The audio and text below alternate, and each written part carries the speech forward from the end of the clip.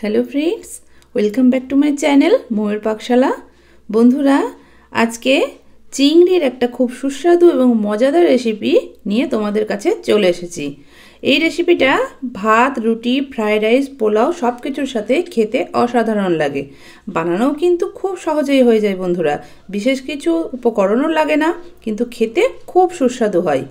চিংড়ির দো পেঁয়াজা রেসিপিটি আজকে তোমাদেরকে তৈরি করে দেখাবো। যদি রেসিপিটা ভালো লেগে থাকে চ্যানেলটাকে সাবস্ক্রাইব করে নেওয়ার অনুরোধ রইল। তো চলো ফার্স্ট থেকে লাস্ট অবধি ভিডিওটা দেখে নাও। এখানে আমি 200 গ্রাম চিংড়ি মাছ নিয়েছি। পিছন দিকটা রেখে দিয়েছি, সবগুলো রাখিনি, কিছুটা ভালো লাগবে দেখতে সেই জন্য কয়েকটা রেখেছি। তো বাকিগুলোর আমি কিন্তু লেজগুলো সব ছাড়িয়েই দিয়েছি বন্ধুরা, শুধু দেখতে ভালো লাগার জন্য 3-4টে মতন রেখে দিয়েছি লেজগুলো। তো তোমরা এগুলো ভালো করে পরিষ্কার করে ছাড়িয়ে নেবে। তারপরে সামান্য একটু নুন হলুদ আর একটু লঙ্কার গুঁড়ো দিয়ে ম্যারিনেট করে 5 থেকে 7 মিনিট মতন রেখে দেবে, যাতে মাছের ভেতরে নুন লবণ ওগুলো ভালো মতন ঢুকে যায়। তো যাই হোক রেখে দেওয়ার পরে এবার আমি গ্যাসে কড়াই বসিয়ে নিয়েছি। কড়াই বসিয়ে নিয়ে 2 থেকে 3 টেবিল চামচ মতন সর্ষের তেল দিয়েছি। দেওয়ার পরে ম্যারিনেট করে রাখা চিংড়ি মাছগুলো একটু ভেজে নেব। খুব যে হাই ফ্লেমে একদম কড়কড়ে করে ভাজবো তা কিন্তু নয় বন্ধুরা, চিংড়ি মাছ বেশি ভাজলে কিন্তু শক্ত হয়ে যায়, তাই খুব অল্প টাইম এটা ভেজে নেব। ওই 2 থেকে 3 মিনিট মতন ভেজে নেওয়ার পরেই চিংড়ি মাছগুলো তোমরা তুলে রেখে দেবে।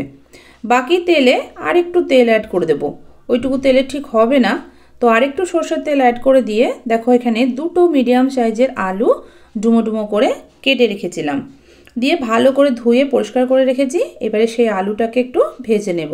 যে কোনো রান্নাতেই একটু আলু ভেজে রান্না করলে দেখবে রান্নাটা দেখতেও ভালো লাগে খেতেও ভালো লাগে।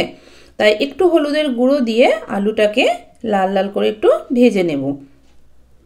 দেখো বন্ধুরা 2-4 মিনিট হাই ফ্লেমে নাড়াচাড়া করতে করতে আলুগুলো কিন্তু বেশ একটা কালার ধরে গেছে। তো এবারে আলুগুলো তেল থেকে তুলে রেখে দিতে হবে।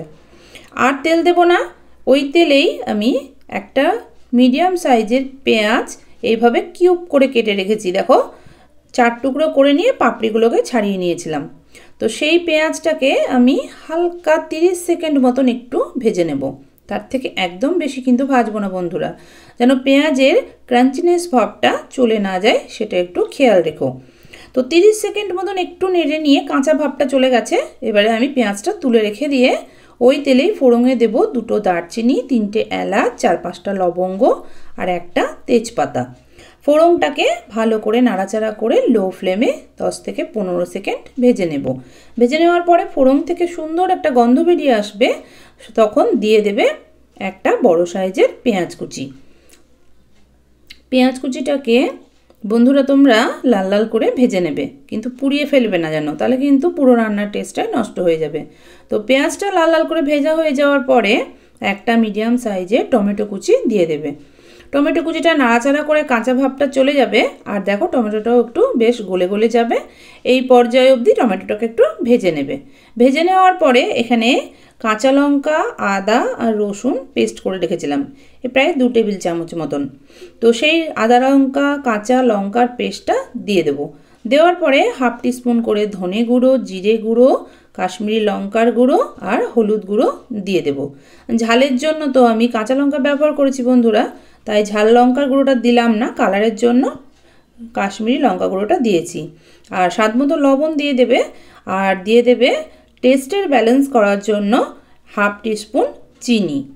তোমরা পছন্দ না করে চিনির পরিমাণটা একটু কমিয়ে দেবে, কিন্তু একটু চিনি দেবে, দেখবে চিংড়ি মাছের রেসিপি খেতে কিন্তু দারুণ লাগবে। তো খুব ভালো করে মশলাটাকে কষিয়ে নিয়েছি। মশলাটা কষিয়ে নেওয়ার পরে কিছুটা কুচনো ধনে পাতা এখানে আমি অ্যাড করে দেব। তো ধনে পাতা দিয়ে মশলা কষিয়ে এই রান্নাটা করে দেখবে খুব ভালো টেস্ট হয়। ধনে পাতার পুরো ফ্লেভারটা মশলার মধ্যে চলে যাবে, তারপর রান্নাতেও চলে যাবে, খুব সুন্দর লাগে। তো আমি ধনে পাতাটা দিয়ে একটু মশলাটাকে কষিয়ে নিলাম। কষতে কষতে বেশ শুকনো শুকনো হয়ে যাবে, তখন বুঝতে পারবে যে মশলাটা কষা হয়ে গেছে। সেই পর্যায়েই ভেজে রাখা আলু আর চিংড়ি মাছটা দিয়ে দেবে। তো ভেজে রাখা চিংড়ি মাছ আলুটা দেখো দিয়ে দিয়েছি। দেওয়ার পরে আরও কিছুক্ষণ 2 থেকে 3 মিনিট মিডিয়াম ফ্লেমে একটু কষিয়ে নেব। নিয়ে ঢাকা দিয়ে দেব জাস্ট 2 মিনিটের জন্য, যাতে মশলার ফ্লেভারগুলো চিংড়ি মাছ আলুর মধ্যে চলে যায়। তো তো 2 মিনিট পর ঢাকনাটা খুলে নিয়েছি। পাশ থেকে তেলটা ছেড়ে গেছে আর দেখো কড়াইয়ের গায়ে লেগে যাচ্ছে।